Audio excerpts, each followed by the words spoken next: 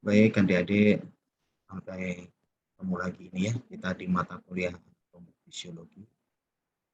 Kali ini saya akan memberikan materi melalui rekaman video. Mohon disiapkan alat tulis ya. Kita akan pemanasan dulu, kita akan brainstorming dulu dengan materi hari ini. Lanjutkan materi tentang kardiovaskular kemarin. Saya akan share screen dulu materi hari ini.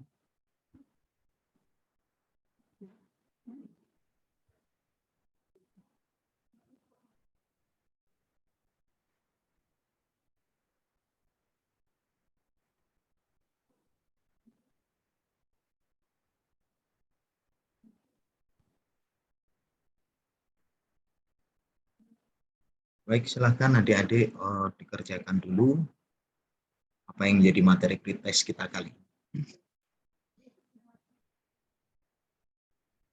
Langsung dibaca soalnya, langsung diberikan jawaban.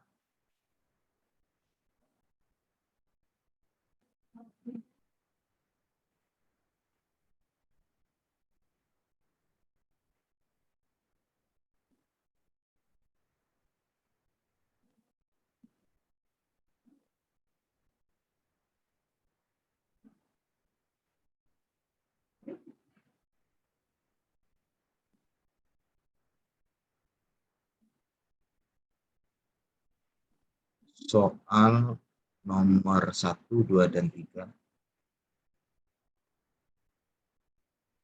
Selanjutnya adalah soal nomor 4 dan 5. Lengkapi alur sistem pembuluh darah besar berikut ini. Left ventricle, nomor 4 apa? Telur tubuh, nomor 5 apa? Pilihan jawabannya ada A, B, C, D, dan silakan.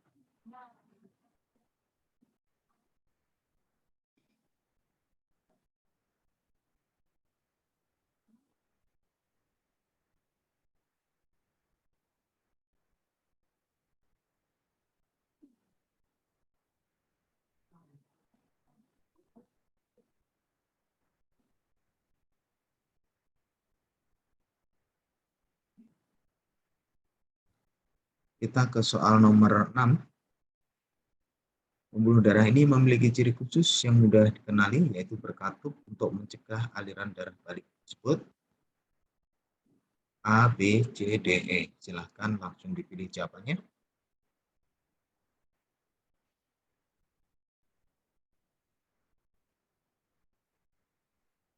Kemudian soal nomor 7. Pembuluh darah yang memiliki tekanan darah paling tinggi. Nah, ini ada ralat ya soalnya. Pembuluh darah yang memiliki tekanan darah paling tinggi adalah B.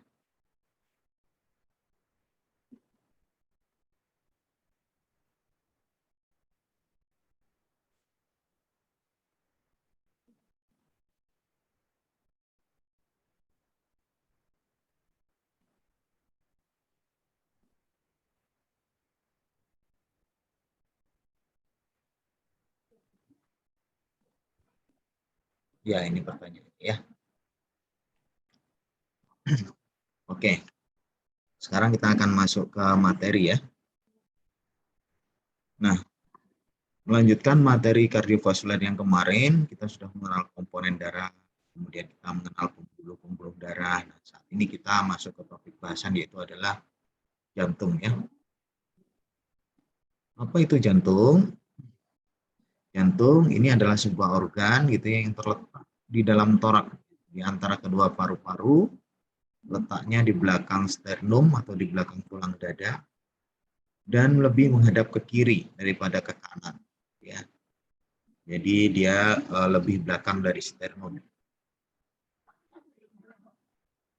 Ya, seperti ini bayangan tempatnya. Sudah terlihat paru-paru, kemudian ini jantung, kemudian ini pembuluh-pembuluh darah.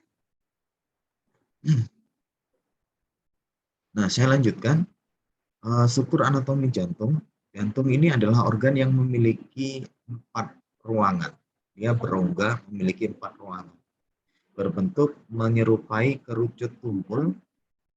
Pada bagian atas dia lebar, pada bagian bawah dia mengerucut ke ke arah panggul sebelah kiri. Berat jantung rata-rata pada orang dewasa adalah antara 220 sampai 300 gram.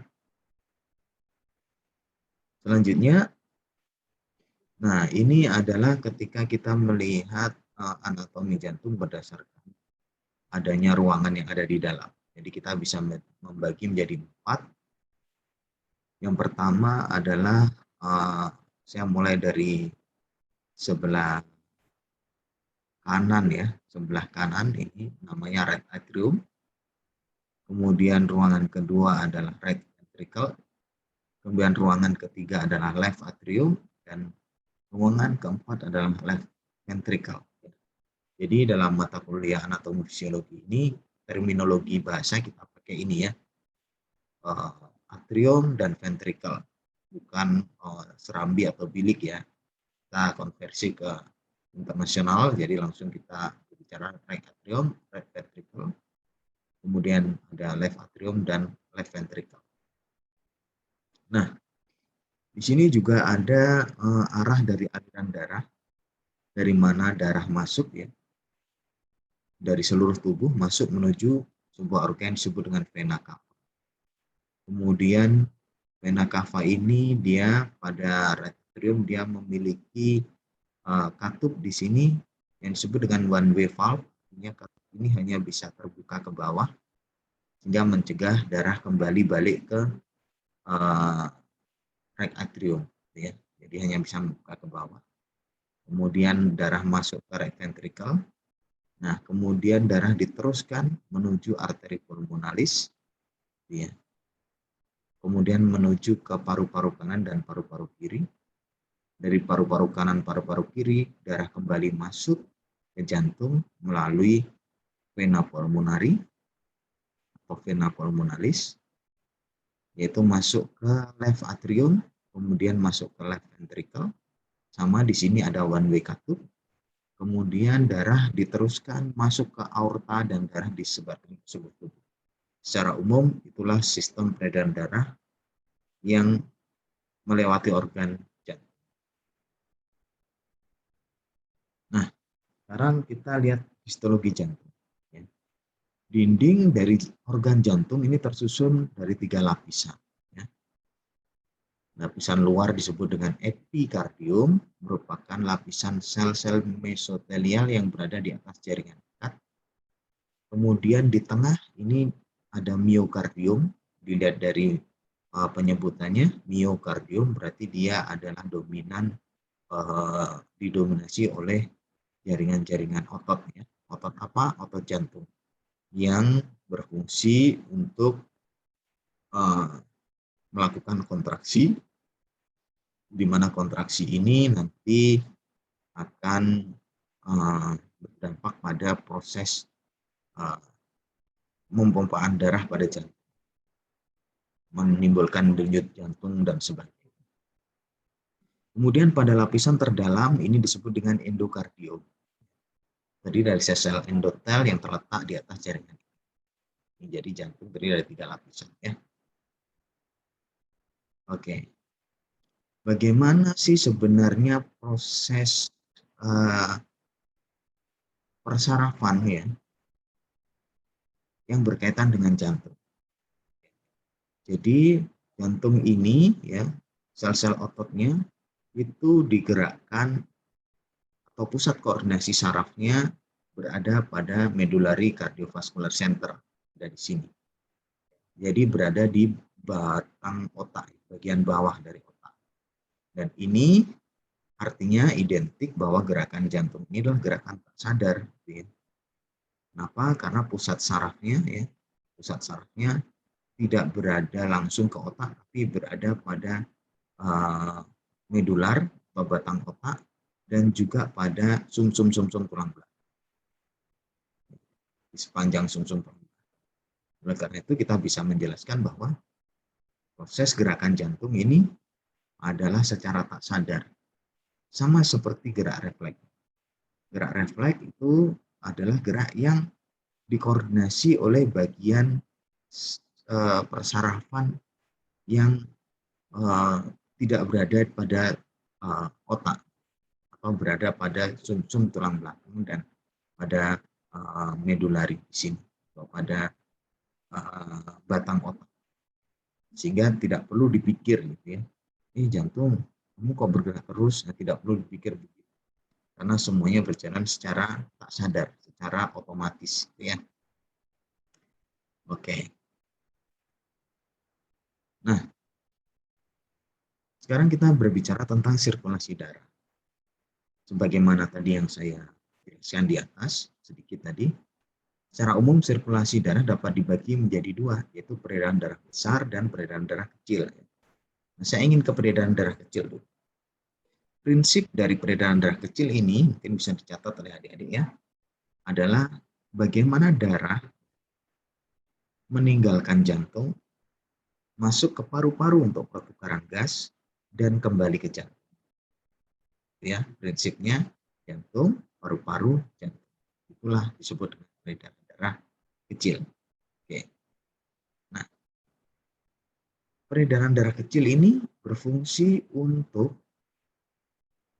pertukaran gas CO2 atau karbon dioksida ditukar dengan oksigen. Di mana letaknya proses pertukaran gas? Ya tentu saja ada di paru-paru. Sehingga seperti yang tadi saya sebutkan adalah dari jantung, paru-paru ke jantung. Dari darah yang mengandung CO2 masuk ke paru-paru menjadi darah yang kaya dengan O2 atau oksigen. Kita lihat alurnya kembali ya.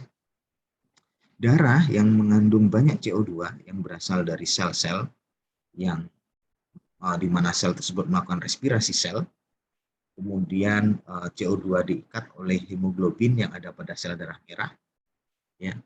Kemudian melalui pembuluh darah vena yang berkatup itu, darah masuk ke right atrium melalui apa yang disebut dengan vena cava atau vena yang paling besar,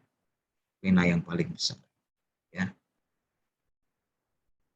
Kemudian setelah sampai di right atrium, kemudian darah akan masuk ke bagian jantung yang kedua, yaitu adalah right ventricle. Ya, kira-kira pada posisi ini, menurut adik-adik, darah ini mengandung kaya CO2 atau kaya oksigen? Ya, betul sekali, yaitu kaya CO2. Karena dia berasal dari metabolisme sel, respirasi sel. Kemudian dari right ventricle, darah ditransfer masuk ya ke paru-paru kanan dan paru-paru kiri. Ini bercabang dua ini. Melalui pembuluh darah yang disebut dengan arteri pulmonalis atau pulmonary artery. Oleh karena itu, seluruh pembuluh darah arteri itu kaya oksigen kecuali ini, kecuali pulmonary artery. Dia kaya CO2. Ya kan? Kenapa dia disebut arteri? Ya karena karakteristik pembuluh darahnya bukan vena dan bukan kapiler. Jadi karakteristik pembuluh darahnya adalah arteri, tidak berkatup. Ya. Kemudian dari sini masuk ke paru-paru kanan dan paru-paru kiri.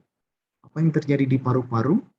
Kita bisa lihat, ya, CO2 gitu ya. Ini CO2 ini yang berwarna ini ya, CO2 yang berwarna merah. Ini adalah sel-sel darah merah yang ada hemoglobinnya. CO2 atau karbon dioksida yang diikat ya oleh hemoglobin setelah sampai pada bagian paru-paru yang disebut dengan arteriola ini, dia ditransfer keluar. Seperti adik-adik menghembuskan nafas itu ya, dia ditransfer keluar dan nanti akan berupa hembusan nafas keluar yang ada CO2-nya, yang beruap itu ya. Kemudian di sisi lain, hemoglobin kembali menyerap oksigen yang masuk ke paru-paru melalui mekanisme sistem pernapasan. Sehingga di sini ada perubahan warna. Dalam gambar ini, sel darah merah yang sudah berwarna biru seperti ini artinya dia sudah teroksigenasi dan siap diedarkan kembali. Nah, setelah darah masuk ke paru-paru dan menyerap oksigen serta menukar CO2 dengan oksigen, maka darah akan kembali masuk ke jantung melalui apa yang disebut dengan vena pulmonari atau pulmonary vein atau vena pulmonalis. Sehingga vena pulmonalis adalah satu-satunya pembuluh darah vena yang kaya dengan oksigen. Kenapa dia? Karena dia barusan keluar dari paru-paru. Vena pulmonalis, kemudian darah diteruskan ke left atrium, kemudian left ventricle, kemudian darah diteruskan ke pembuluh darah yang paling besar, yaitu disebut dengan aorta. Dengan tekanan yang optimum, maka pembuluh darah aorta ini bisa menyebarkan darah hingga ke seluruh tubuh, mulai dari ujung kaki sampai dengan ujung kepala. Ya, aorta. Ini semua disebut dengan pembuluh darah kecil. Ya. Nah, jadi ya urutannya pembuluh darah kecil adalah vena cava, kemudian atrium kanan atau right atrium, kemudian atrium kiri atau right vena cava, atrium kanan ya, atau right atrium, saya harus perbaiki, kemudian right ventricle,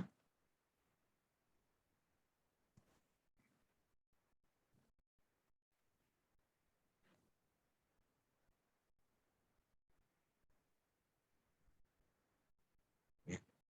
Kemudian paru-paru melalui arteri pulmonalis, kemudian vena pulmonalis. Ini adalah gambaran dari alur pembuluh darah kecil. Kemudian kita ke pembuluh darah yang satunya lagi, yaitu adalah pembuluh darah yang besar. Prinsipnya kalau tadi pembuluh darah kecil adalah dari jantung, paru-paru kembali ke jantung. Kalau ini adalah dari jantung ke seluruh tubuh, kemudian kembali ke jantung. Ya. Ulangi, pembuluh darah besar adalah prinsipnya darah keluar dari jantung, kemudian ke seluruh tubuh, kemudian masuk kembali ke jantung. Nah, fungsinya apa? Tentu dia mendistribusikan oksigen, kemudian mendistribusikan nutrisi melalui plasma darah, kemudian mengikat residu CO2, hasil respirasi sel yang tadi saya jelaskan. Peredaran darah diawali keluarnya dari jantung menuju ke pembuluh darah melalui seluruh bagian tubuh, kemudian kembali ke jantung. Ini peredaran besar. Nah, ini apa prinsipnya? Jadi, saya awal dari vena pulmonalis, ya, kemudian masuk ke atrium kiri, ventrikel kiri, masuk ke aorta, kemudian darah ke arteri, kemudian ke arteri yang lebih kecil atau disebut dengan arteriole, kemudian masuk ke pembuluh darah yang sangat kecil mikroskopis, yaitu adalah pembuluh darah kapiler. Di kapiler ini terjadi pertukaran gas antara darah dengan sel-sel dalam tubuh, ya, termasuk distribusi nutrisi. Kemudian darah yang sudah masuk di kapiler dan mengoksigenasi sel-sel, dia akan mengikat karbon dioksida dari sel-sel tersebut. Kemudian darah akan masuk ke venula atau vena paling kecil, kemudian vena cava atau vena paling besar, dan masuk ke jantung melalui atrium cava. Nah, ini adalah proses alur pembuluh peredaran darah besar. Selanjutnya, kita bicara tentang tekanan darah. Tentunya proses tadi ya, pembuluh darah kecil dan juga pembuluh darah besar, ini menimbulkan dampak indikator yang disebut dengan tekanan darah. Apa itu tekanan darah? Adalah tekanan yang dihasilkan akibat kontraksi jantung sehingga menggerakkan darah melalui pembuluh-pembuluh darah. Kalau nggak ada tekanannya, maka nggak bisa darah ini bergerak. Gitu. Berdasarkan tipe kontraksinya, itu disebut dengan darah sistolik dan diastolik. Ya. Nah, ini semua kembali ke histologi otot jantung. Jadi kontraksi jantung oleh otot jantung tadi menimbulkan darah sistolik dan juga diastolik. Tekanan darah sistolik itu apa? Adalah tekanan darah ketika jantung berkontraksi. Dan sebaliknya, diastolik adalah ketika relaksasi. Nah, kita sering mengenal yang disebut dengan penyakit hipertensi atau darah tinggi. kita bisa lihat apa saja sih faktor-faktor yang menyebabkan tekanan darah seorang, yang mempengaruhi tekanan darah. Kita bisa lihat di sini, yang pertama adalah berdasarkan cardiac output, dan juga di sini berdasarkan kondisi dari darah itu sendiri. Nah, salah satunya di sini saya menjelaskan, yaitu adalah apa yang mempengaruhi tekanan darah adalah blood viscosity atau kekentalan darah. Kekentalan darah dipengaruhi oleh number of red blood cell, atau juga dipengaruhi oleh kadar gula dalam darah. Jika orang yang hipertensi, dia sangat rentan sekali terhadap tekanan darah tinggi, karena darahnya dia kental, viscosity-nya dia tinggi. Yang kemudian, yang kedua adalah tekanan darah juga dipengaruhi oleh bagaimana kondisi pembuluh darah, bagaimana kondisi fleksibilitas dari pembuluh darah. Biasanya faktor usia menyebabkan pembuluh darah itu menjadi tidak fleksibel lagi, sehingga hal ini juga rentan meningkatkan tekanan darah. Nah, kemudian selanjutnya kita di sebelah kiri, di sini ada hal-hal yang berkaitan dengan pemompaan darah oleh jantung. Jadi berkaitan dengan darahnya, ini berkaitan dengan jantungnya, heart rate-nya, yaitu aktivitas dari persarafan simpatik dan simpatik serta enzim-enzim yang ada di dalam, hormon-hormon yang ada di dalam. Ya, di sini kita juga menemukan bahwa darah itu berdasarkan pathway ini juga bisa dipengaruhi oleh volume darah atau blood volume, kemudian juga respirasi, aktivitas respirasi, dan di sini juga tentang skeletal muscle atau aktivitas otot. Melemahnya otot jantung bisa mempengaruhi tekanan darah. Nah, di sini volume darah ini berkaitan dengan salt and water balance. Jadi di sini berkaitan dengan kondisi kadar ini ya, garam ya, dan keseimbangan cairan dalam darah tersebut. Yang ini semua dikoordinasikan oleh hormon-hormon. Ya, ini berkaitan dengan hal-hal yang mempengaruhi tekanan darah. Nah, sekarang kita lihat tekanan darah pada syarat pembuluh. Diketahui bahwa berdasarkan diagram ini, tekanan darah pada pembuluh darah aorta adalah tekanan darah yang paling tinggi. Jadi ketika darah baru keluar dari jantung, masuk ke aorta, tekanannya sangat tinggi, mencapai 93 mm Hg secara normal. Kemudian setelah darah masuk ke pembuluh darah arteri, arteriola, kapiler, venula, dan vena, kemudian ke vena cava, ini semakin mengecil tekanan. Karena ini pertama dia akan semakin jauh dari jantung, semakin jauh dari output darah yang keluar dari jantung. Ini semakin melandai. Oke, mungkin ini ya materi dari saya. Nanti kita coba akan diskusikan waktu ada pertemuan selanjutnya ya. Dan ini jawaban dari ujian pretest. Lengkapi alur sistem pembuluh darah kecil berikut. Dari vena cava, right atrium, jawabannya adalah nomor 1E, right ventricle, kemudian arteri pulmonalis, kemudian paru-paru. Dari paru-paru darah masuk ke D, vena pulmonalis, dan kemudian ke left atrium, ya, dari left atrium ke left ventricle. Jadi EDC untuk 1, 2, 3. Kemudian 4 dan 5 apa? Pembuluh darah besar, yaitu dari left ventricle itu masuk ke aorta. kemudian baru darah ditransfer ke seluruh tubuh dan kembali ke jantung melalui vena. Nomor 6, pembuluh darah ini memiliki ciri khusus yang mudah dikenali, yaitu berkatup untuk mencegah aliran darah balik disebut dengan vena. Dan yang ketujuh, tadi ya materinya, pembuluh darah yang memiliki tekanan darah paling tinggi adalah portal. Baik, mungkin itu yang bisa saya sampaikan adik-adik. Nanti kita lanjutkan dengan diskusi pada pertemuan selanjutnya. Mohon diperdalam lagi apa yang disampaikan di PowerPoint. Terima kasih, semangat. Mohon maaf jika ada yang kurang.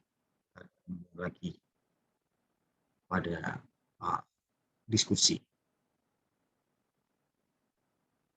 Terima kasih, selamat pagi.